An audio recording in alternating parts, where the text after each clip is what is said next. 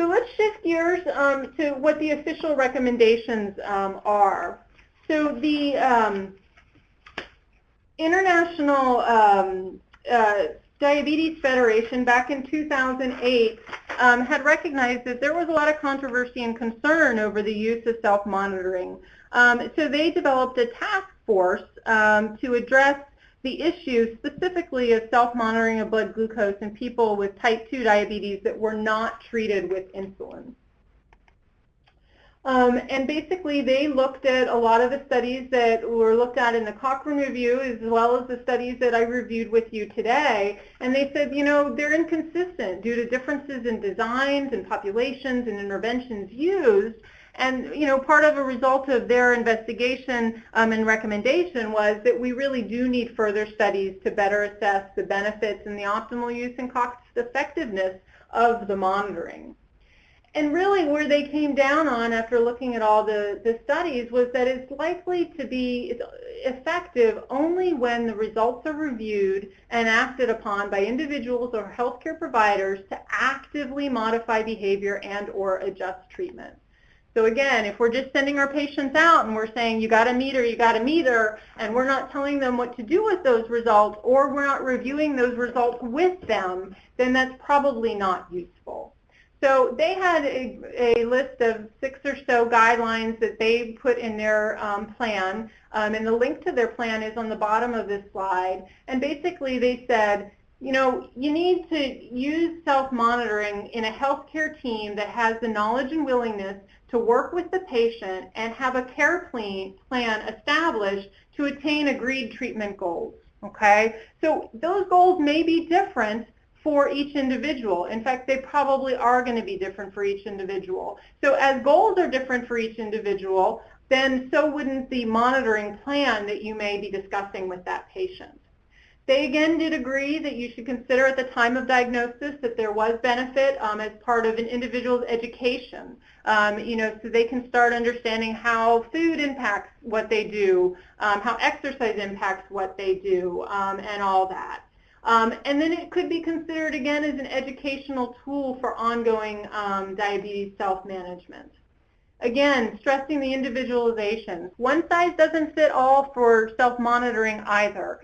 We need to look at whether people, where they are in their spectrum of disease, where they are in their spectrum of ability to change their behaviors. You know, we want to use it as a tool that helps patients be empowered, not as punitive measure or something that they feel like is just a chore that just reminds them or brings them down or anything like that. And again, as we work within the agency and healthcare to work on the team-based approach, we really need to have that discussion with the patient. So, you know what, if you tell a patient, you know, I want you to check 5 times a day, and that patient has no intention of checking 5 times a day, you now have sort of violated that patient relationship that you may have. Have the dialogue. Spend the time with the patient to try to figure out what it is that you're trying to achieve by monitoring these blood sugars and really what the patient is willing to do. And then you need to also realize, in one of the recommendations was that you need to regularly monitor the performance and accuracy of their glucose meter. I suspect we've all had issues of patients coming in, my battery dies, this doesn't make sense, I forgot how to do it. So you need to, if you're going to be utilizing SMBG, you need to make sure that on a regular basis you're reviewing that with the patient. So that was the International Diabetes Federation guideline. It's a very nice white paper. It's probably about 30 pages long. It's an easy read. I highly recommend all of you taking a look at that. The American Diabetes Association does have a statement on the use of SMBG. And so certainly they give it a level A evidence. Again, DCCT, UKPDS all say patients who are on multi-daily dosing of insulin or using a pump, blood glucose monitoring is very much evidence supported and useful. They, again, have looked at the evidence and said, well, we're not sure what to tell you about people that aren't on insulin. And so it may be a guide to the success of therapy, but we're not quite sure.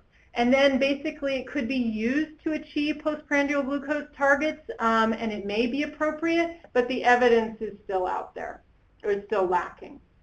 And I put this in there only for completeness. A lot of it has to do with continuous glucose monitoring, which I didn't cover today, but they do have indications and usefulness with regard to that. A lot of that is really for folks that are on insulin pumps and various things like that. But again, the ADA also emphasizes that if you're going to be using it, you need to really teach people, how to do it, how to prick your finger, do it right, and make sure that the techniques are being used. So this is what the IHS, Division of Diabetes and Treatment and Prevention, has on their recommendations. Again, the DTTP site is an excellent site. It is a tremendous source of information for all of us. I put the link specifically to this page on this slide, but would highly recommend you guys reviewing this. So again, they're on board. They say all insulin-treated patients, so that's not the question. But really, for those non-insulin treated patients, again, it should be an individualized plan. You're encouraged to consider when it's appropriate, when it's useful, what you're doing with it, versus just sort of blanketly telling people you have to meter, okay? And then, again, looking at the schedule based on an action. And I'm going to give you some examples shortly of how you can do that. And then, we still should encourage, especially if you're having your patients monitor, encourage them to bring the meter to the visit with you. I would also encourage you, if they're going to meter, they should be doing a log. Sometimes the meters are supposed to have their time set well, but they don't, and then you're trying to figure out, you've got 30 readings, and you can't really tell whether it was done pre-meal, post-meal, fasting, or not fasting. So the use of a meter also allows the patient, or the use of a log also allows the patients to write down things that what's happening around the time, or make sure that we have the time right.